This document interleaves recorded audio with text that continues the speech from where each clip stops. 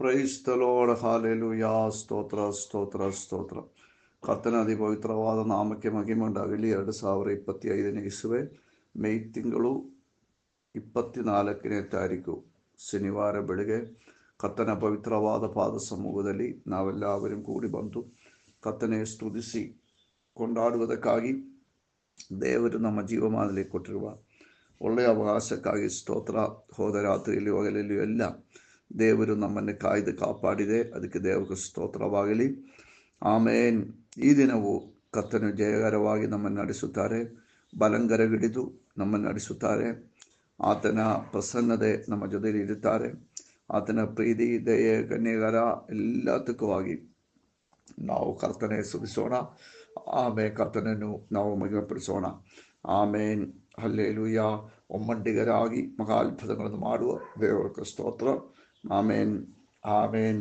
ಯೆಹೋವ ಒಳ್ಳೆಯವರು, ಆತನ ಕೃಪೆಯು ಶಾಶ್ವತವಾದದು. ಕರ್ತರು ಆಮೇನ್ ಮಾಡಿರುವ ಉಪಕಾರಗಳಕ್ಕೆಲ್ಲ ನಾವು ಬೆಳಗ್ಗೆ ಜಾವದಲ್ಲಿ ಸ್ತುತಿ ಸ್ತೋತ್ರಗಳು ಅರ್ಪಿಸೋಣ. 67ನೇ ಕೀರ್ತನದಲ್ಲಿ ಈ 1-2 ವಾಕ್ಯಗಳು, ದೇವರೇ ನನ್ನನ್ನು ಆಮೇನ್ ಕಟಾಕ್ಷಿಸಿ ಆಶೀರ್ವದಿಸು, ಪ್ರಸನ್ನ ಮುಖದಿಂದ ನನ್ನನ್ನು ನೋಡು, ಇದರಿಂದ ಭೂಲೋಕದಲ್ಲಿ ನಿಮ್ಮ ಆಮೇನ್ ಪರಿಪಾಲನಾ ಮಾರ್ಗವು ಎಲ್ಲ ಜನಾಂಗಗಳಲ್ಲಿ ನಿಮ್ಮ ರಕ್ಷಣೆಯು ಪ್ರಶಸ್ತ ಮಾಡುವರು.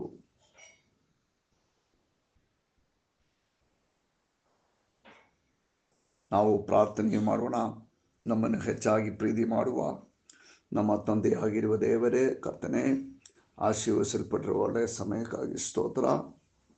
ದೇವರ ಪವಿತ್ರವಾದ ಪಾದ ಸಮೂಹದಲ್ಲಿ ನಾವೆಲ್ಲವരും ಕೂಡಿ ಬಂದು ಕರ್ತನೆ ಸ್ತುತಿಸಿ ಕೊಂಡಾಡುವುದಕ್ಕಾಗಿ ದೇವರು ನಮ್ಮ ಜೀವಮಾನದಲ್ಲಿ ಕೊಟ್ಟ ಒಳ್ಳೆಯ ಆವಾಸಕ್ಕಾಗಿ ಸ್ತೋತ್ರ. ಈ ಪ್ರಾರ್ಥನಾ ಶಬ್ದದಲ್ಲಿ ನಮ್ಮೊಡನೆ ಸೇರಿ ಪ್ರಾರ್ಥನೆ ಮಾಡುವ ಪ್ರತಿಯೊಬ್ಬರನ್ನು ಕರ್ತನೆ ಆಶೀರ್ವಾದ ಮಾಡು. ಎಲ್ಲ ರೀತಿಯಲ್ಲಿಯೂ ನಿಮ್ಮ ಕೃಪೆಯು ಅವರ ಅನುಭವಿಸುವಂತೆ ಸಹಾಯ ಮಾಡು. ನಿಮ್ಮ ದಯೆ ದೊಡ್ಡದು, ನಿಮ್ಮ ಕನ್ಯೆಗಾರ ದೊಡ್ಡದು, ನಿಮ್ಮ ಪ್ರೀತಿ ದೊಡ್ಡದು. ಅಪ್ಪನೇ, ಹಲ್ಲೆಲೂಯಾ. ಆಮೇನ್. ಬಿಡುಗಡೆಗಾಗಿ ನಿಮ್ಮ ಹತ್ರ ಬರ್ತೇನೆ. ಎಲ್ಲ ರೋಗದ ಬಂಧನಗಳು ಬಿಟ್ಟು ಹೋಗುವಂತೆ ಪ್ರಾರ್ಥನೆ ಮಾಡ್ತೇನೆ. ಆಮೇನ್. ಇದು ಉಪವಾಸ ಮತ್ತು ಪ್ರಾರ್ಥನೆಯ ಮೊದಲನೇ ದಿನ.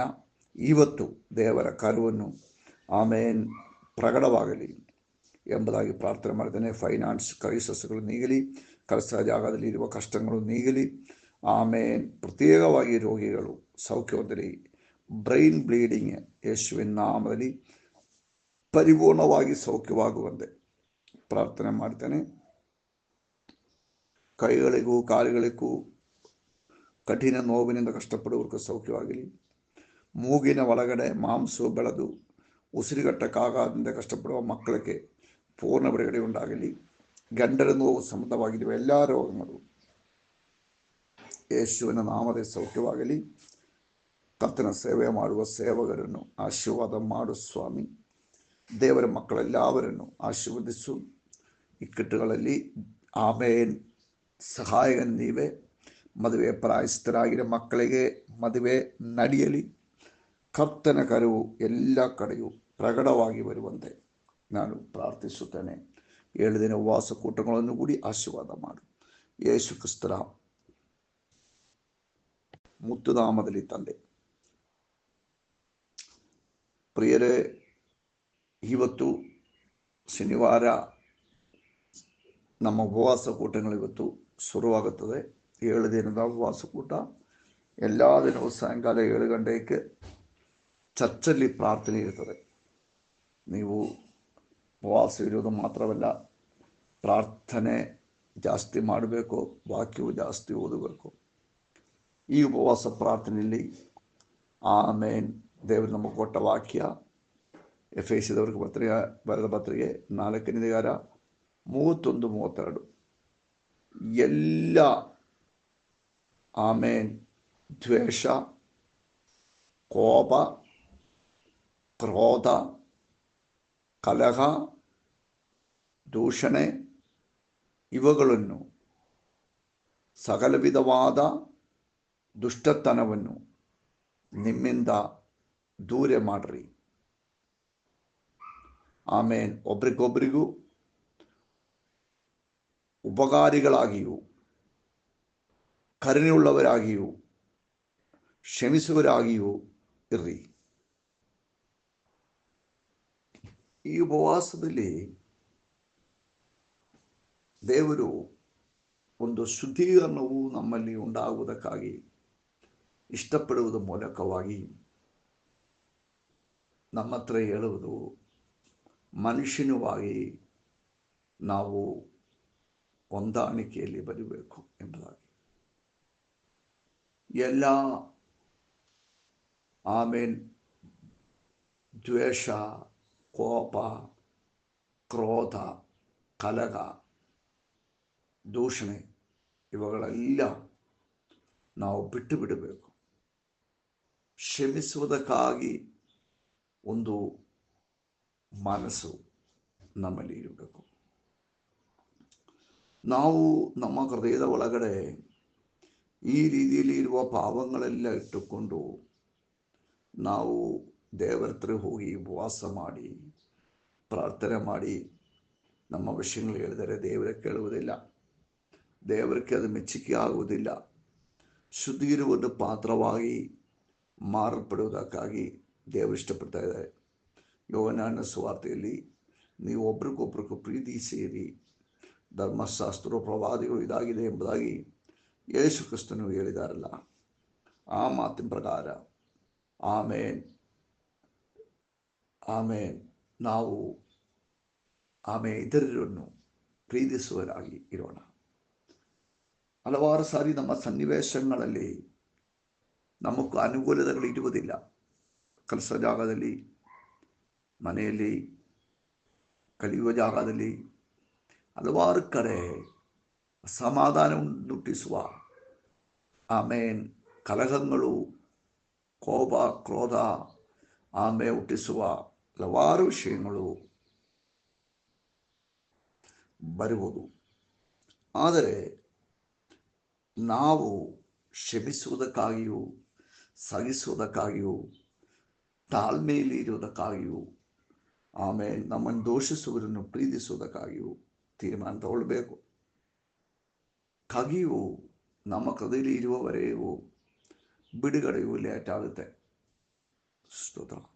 ಕಗಿ ಎಲ್ಲ ಆಶೀರ್ವಾದಗಳಕ್ಕೂ ತಡೆಯಾಗಿದೆ. ಅದರಿಂದ ನಾವು ಟೈಮ್ ಕಳೆಯುವುದಲ್ಲ, 7 ದಿನ 10 ದಿನ ದೇವರ ಸಮ್ಮುಖದಲ್ಲಿ ಕೂತ್ಕೊಂಡ್ರ ಎಂಬುದಾಗೆಲ್ಲ. ಆ ಸಮಯ ಪ್ರಯೋಜನವಾಗಬೇಕಾದ್ರೆ ನಾವು ಎಲ್ಲೆಲ್ಲಿ ಆಮೇನ್ ನಮ್ಮ ಹೃದಯದಲ್ಲಿ ಇದರವಾಗಿ ಆಮೇನ್ ಬೇಜಾರಲ್ಲಿ, ಕೋಪದಲ್ಲಿ, ಸಿಟ್ಟಲ್ಲಿ, ಆಮೇಲೆ ಕ್ರೋಧದಲ್ಲಿ ಇದ್ದಾರೋ ಅವುಗಳು ನಾವು ಆಮೇನ್ ಬಿಟ್ಟು ಬಿಡಬೇಕಾಗುತ್ತದೆ, ಕ್ಷಮಿಸಬೇಕಾಗುತ್ತದೆ. ಅದು ಮಾತ್ರ ಅಲ್ಲ, ನೆಗೆಟಿವ್ ಥಾಟ್ಸ್ಗಳೆಲ್ಲ ನಾವು ಬಿಟ್ಟು ಬಿಡಬೇಕು. ಈ ಉಪವಾಸದಲ್ಲಿ ಹಂಗೆ ಆದರೆ ಪರವಾಗಿಲ್ಲ, ಹಿಂಗೆ ಆದರೆ ಪರವಾಗಿಲ್ಲ ಎಂಬುದಾಗಿ ಇರುವ ಚಿಂತೆಗಳೆಲ್ಲ ಬಿಟ್ಟು ದೇವರ ವಾಕ್ಯ ಪ್ರಕಾರವು ನಾವು ನಮ್ಮನ್ನು ರೆಡಿ ಮಾಡಬೇಕು. ಆಮೇನ್. ದೇವರ ಸ್ತೋತ್ರವಾಗಲಿ. ಒಂದು ಆಮೇನ್ ಒಂದಾಗಲು ಒಮ್ಮನಸ್ಸು ಒಂದು ಆಮೇನ್ ಕ್ಲೀನ್ ಹಾಕಲ್ಪಡಲು ಆಮೇನ್ ನಮಗೆ ಅವಶ್ಯಕತೆ ಆಗಿದೆ. ನಾವು ಅದಕ್ಕಾಗಿ ನಮ್ಮನ್ನು ಸಮರ್ಪಿಸೋಣ. ನಮ್ಮ ಹೃದಯದ ಮೇಲೆ ನಾವು ಕೈ ಇಟ್ಟು ಕೇಳಿ ನೋಡಿ. ಕೆಲವರು ನಮ್ಮ ಮುಂದೆ ಬರುವಾಗ ನಮ್ಮ ಮುಖವು ಚೇಂಜ್ ಆಗ್ತಾ ಇದೆಯಾ, ನಮ್ಮ ಮನಸ್ಸು ಬೇಜಾರು ಪಡ್ತಾ ಇದೆಯಾ? ಹಾಗೆ ಇದ್ದರೆ ಅವರ ಹತ್ರ ಇವತ್ತು ಕ್ಷಮಿಸುವುದಕ್ಕಾಗಿ ನಾವು ಒಪ್ಪಿಸಿಬಿಡೋಣ. ಕರ್ತನೆ, ನಮ್ಮ ಹೃದಯಗಳನ್ನು ನಿಮಗಲ್ಲಿ ಸಮರ್ಪಿಸುತ್ತೇನೆ. ಯಾವುದಾದರಲ್ಲಿ ಪಾವಗಳಲ್ಲಿ ಕೋಪ, ಕ್ರೋಧ, ಆಮೇಲೆ ತುಂಬಲ್ಪಟ್ಟಿದೆ, ಕಗಿಯಲ್ಲಿ ತುಂಬಲ್ಪಟ್ಟು ಎಲ್ಲ ಶಮಿಸುವಂತೆ ನಾವು ಬೇಡಿಕೊಳ್ಳುತ್ತೇನೆ. ಪ್ರಾರ್ಥನೆಗಳಿಗೆ ಸ್ತೋತ್ರ. ಯೇಸು ಕ್ರಿಸ್ತರ ಮುತ್ತುನಾಮದಲ್ಲಿ ತಂದೆ, ಆಮೇಲೆ ನಾವು ಆಕಾಶದಲ್ಲಿ ನಕ್ಷತ್ರಗಳಂತೆಯೂ ಭೂಮಿಯ ಸಮುದ್ರದಲ್ಲಿರುವ ಮರಳಂತೆಯೂ ಹೆಚ್ಚಿಗೆ ಆಗುತ್ತದೆ. We are blessed, we are really blessed, we are permanently blessed and highly favored. May God bless you.